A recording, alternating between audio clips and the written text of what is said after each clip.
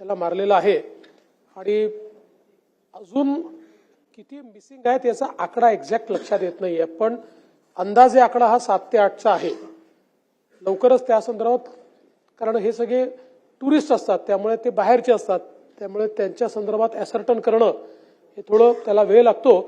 पण फॉर्च्युनेटली तिथे मदत वेळेवर पोहोचल्यामुळे मेजर लोकांना वाचवता आलेलं आहे. पण काही लोकांचा म्हणजे अजून मृत आपण म्हणणार नाही, पण काही लोक अजून सापडलेले नाहीत, तर त्याचा आकडा ॲसर्टन करून आणि निश्चितपणे म्हणजे जखमी असतील किंवा दुर्दैवाने जर कोणी मृतप्राय झालं तर जी काही योग्य मदत केली पाहिजे ती आपण पूर्णपणे करू.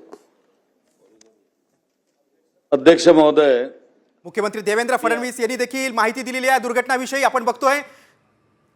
आणि साम टीव्हीचे प्रतिनिधी सुनील काळे थेट जिथे ही दुर्घटना घडलेली आहे तिथे जाण्याचा प्रयत्न करतात एका बोटीच्या माध्यमातून. बघा ही सगळा थरारक अपघात कसा घडला खोल समुद्रामध्ये, त्याची दृश्य तुम्ही साम टीव्हीच्या स्क्रीनवर बघतायत.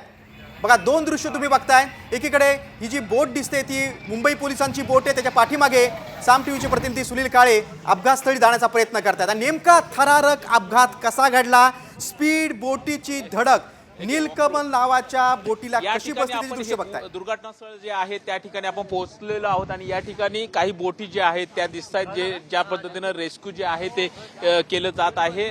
जवाहरलाल नेहरू पोर्टच्या या बोटी आहेत आणि त्याचबरोबर मुंबई पोलीस दलाच्या बोटींमार्फत सुद्धा अशाच पद्धतीनं रेस्क्यू जे आहे ते बचाव कार्य जे आहे ते केलं जात आहे.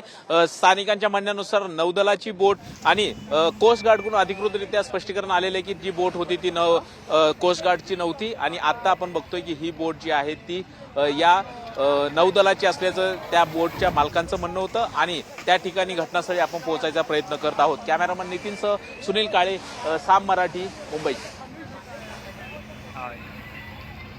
सामचे प्रतिनिधी जिथे अपघात घडलाय तिथे जाण्याचा प्रयत्न करतायत. बघा इत्तंभूत माहिती तुम्हाला या दुर्घटनेविषयी आम्ही देतोय. स्पीड बोटीची धडक कशी बसली तो देखील व्हिडिओ तुम्ही बघताय. हा थरारक अपघात तुम्ही तुमच्या स्क्रीनवर बघताय.